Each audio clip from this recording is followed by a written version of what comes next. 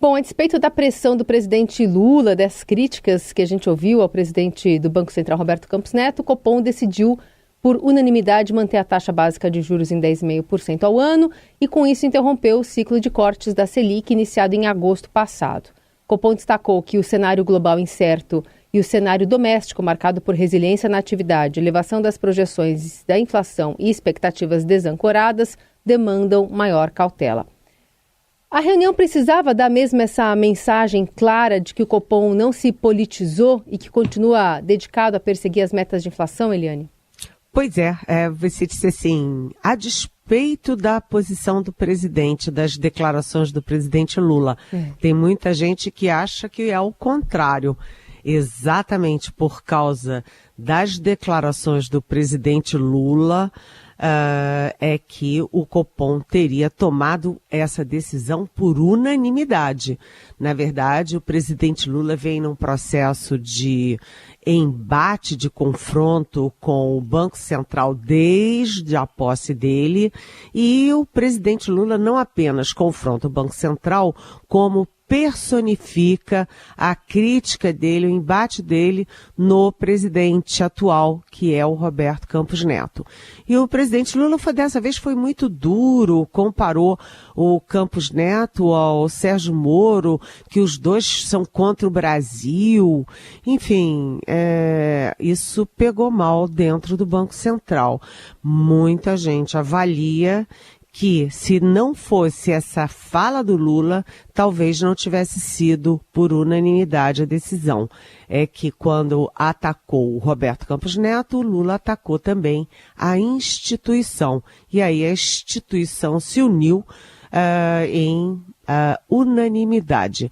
A questão de interromper a queda de juros já era precificada pelo mercado, pelo mundo político, desde que saiu aquele boletim Focus do Banco Central com as avaliações do mercado.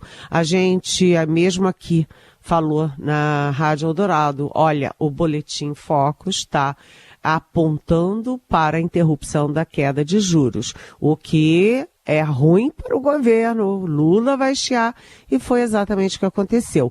Então, a questão de manter os juros em 10,5 já era esperada, assim, pule de 10, não teve surpresa. A grande atenção ontem, a grande interrogação, era se seria por unanimidade ou, como a última votação do mês passado, seria dividido, 5 de um lado, 4 do outro. E o que a gente viu foi unanimidade com os 4 integrantes do Copom, da direção do Banco Central, indicados pelo Lula, votando a favor da queda de juros. Agora, vamos ver como é que isso reage no mercado, vamos ver se o Lula se manifesta, né, pós-decisão, e talvez a gente tenha aí posições conflitantes entre o mercado financeiro, bolsa, dólar, etc., e o mundo produtor, né, entre as empresas, entre a produção, entre a indústria, que não gosta de juros altos e torcia para a continuação do ciclo de quedas. Ou seja, foi uma decisão muito relevante. Bom, ao tomar posse do cargo oficialmente, a presidente da Petrobras, Magda Chambriard, também disse ontem que o presidente Lula deu a missão de movimentar a companhia para impulsionar o PIB e de gerir a estatal com respeito, além de afirmar que não quer confusão nessa empresa. O presidente aproveitou também para fustigar mais uma vez a Operação Lava Jato, que, segundo ele, queria, na verdade, desmontar a privatização, né, da Petrobras. Em pronunciamento, Magda também se comprometeu com a transição energética, o respeito à biodiversidade e ao meio ambiente e garantiu que a gestão está totalmente alinhada com a visão do presidente Lula. Muitos me perguntam o que nós vamos fazer na Petrobras. E o que nós vamos fazer está registrado no nosso planejamento estratégico. Ele envolve potencial para gerar centenas de milhares de empregos diretos e indiretos, além de expressivos recursos para a União, estados e municípios em participações governamentais. Nós vamos tornar realidade o que foi planejado, vamos tornar realidade, mas com celeridade. Vamos zelar pela governança e por resultados empresariais robustos, com rentabilidade e eficiência que o mercado e o Brasil esperam de nós. E foi bastante aplaudido, aliás, foi bastante elogiada ela pelo ministro de Minas e Energia, Alexandre Silveira, né, Eliane? Pois é. Foi assim, aí é que tá, né?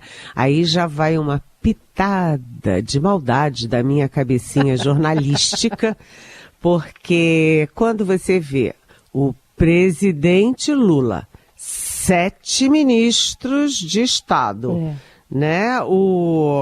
Você vê o presidente do BNDES, ou seja, toda a cúpula do governo na posse da presidente da Petrobras, me pareceu assim, uma ocupação, uma política de ocupação, uma demonstração, opa, nós agora vamos mandar na Petrobras. E a presidente Magda Chambriard, que tomou posse, ela confirmou essa sensação, porque ela falou do alinhamento, estamos totalmente alinhados com a posição do presidente Lula, que é o quê? Que é a Petrobras servindo ali para incrementar políticas sociais, para fazer a política populista, para não deixar os preços acompanharem o mercado internacional, etc. E outra questão muito complexa que a Chambriard trouxe é que ela diz que o petróleo tem que continuar o petróleo, defendeu inclusive a exploração do petróleo na foz do Amazonas, e ela diz o seguinte, precisa inclusive para financiar a transição energética para, enfim, para a energia limpa, a eólica, etc.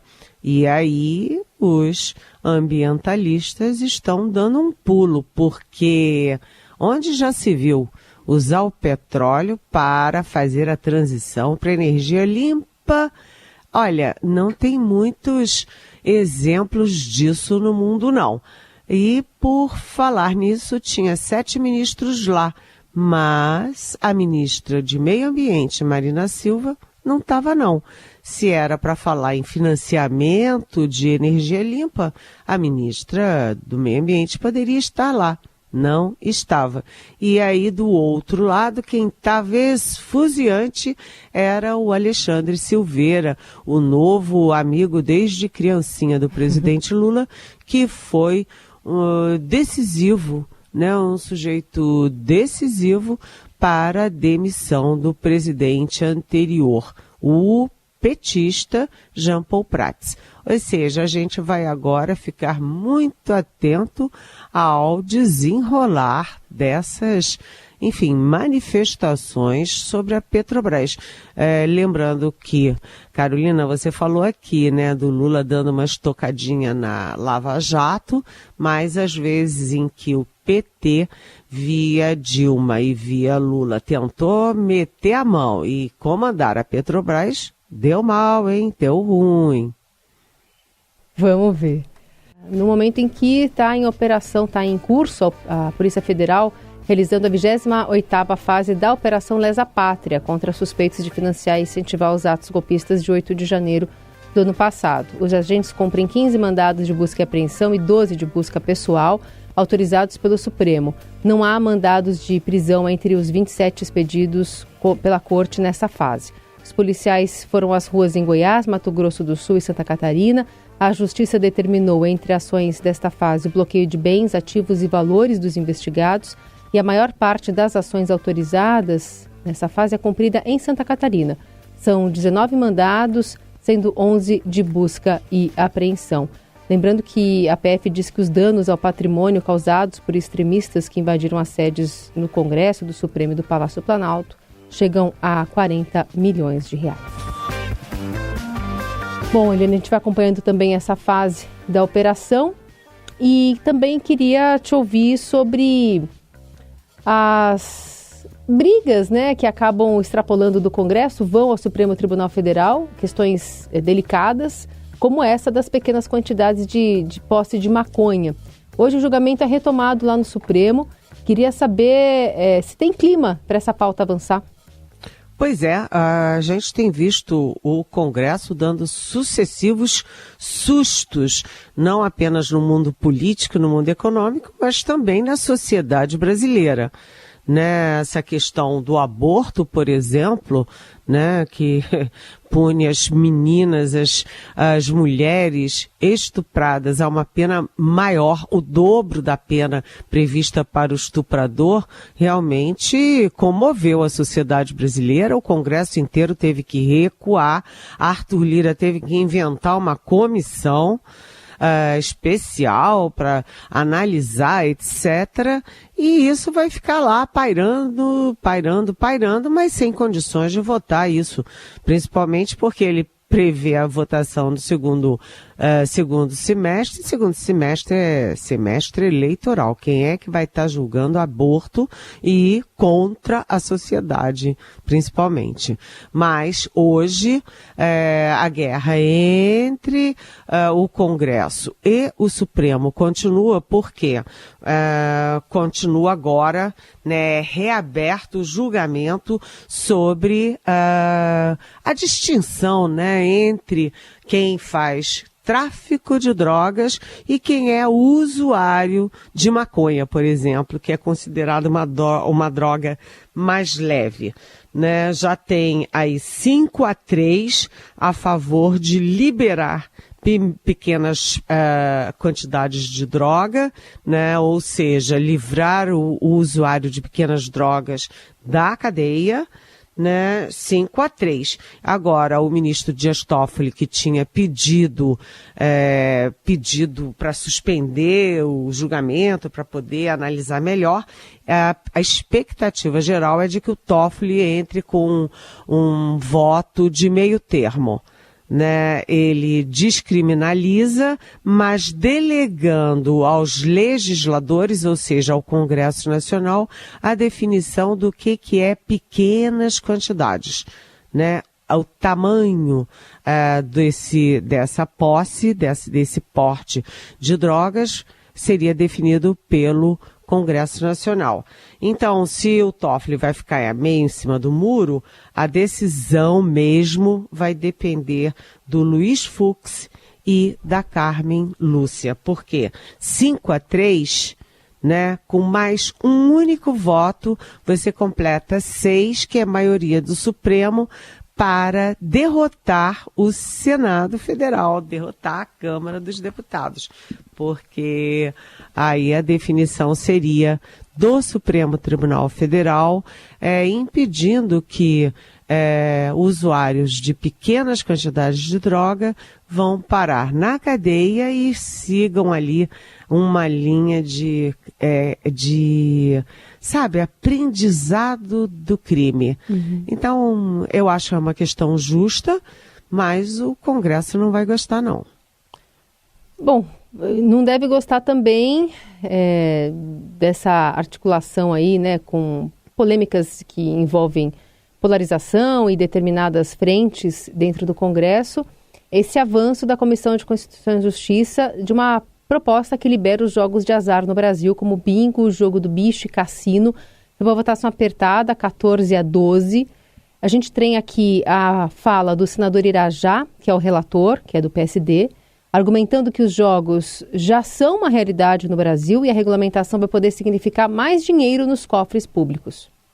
Vamos arrecadar desses jogos hoje que são ilegais, que são clandestinos, que estão funcionando na sombra da lei e que nós não arrecadamos absolutamente nada, nós passaremos a arrecadar algo em torno de 22 bilhões de reais anualmente.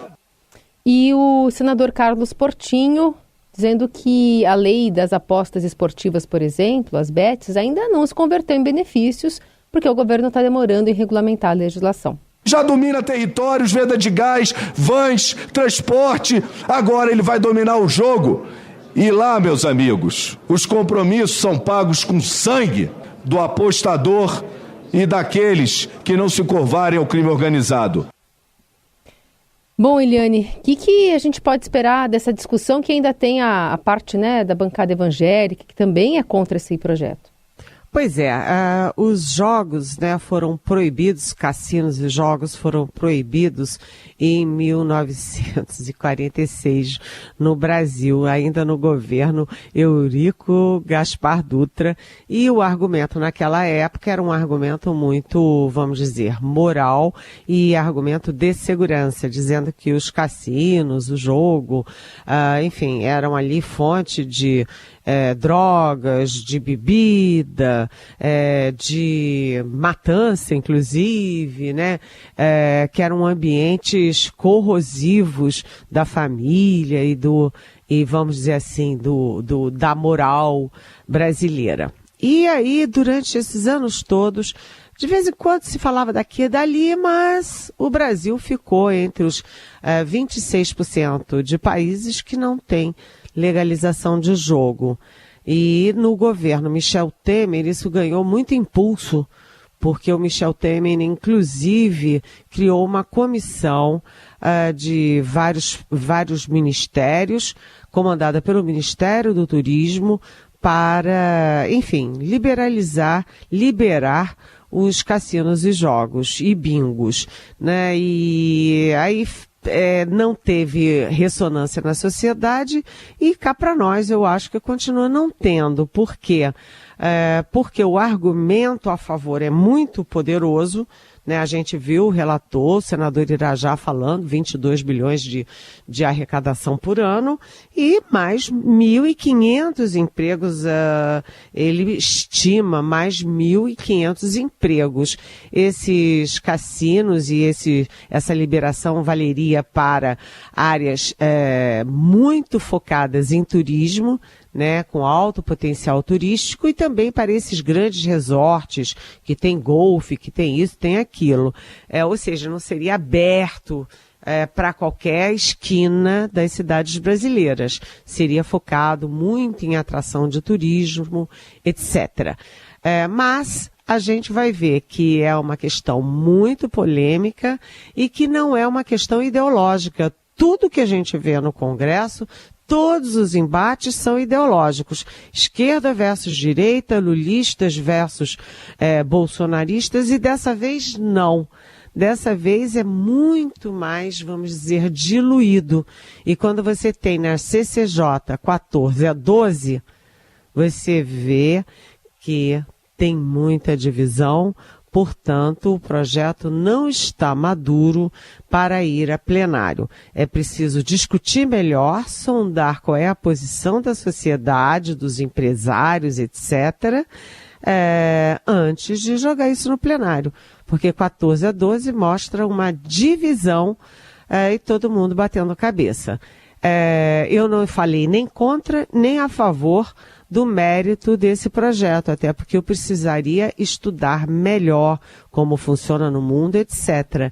Mas o que eu estou aqui analisando com vocês é que não tem ambiente e não tem amadurecimento para o Congresso tomar uma decisão dessa importância.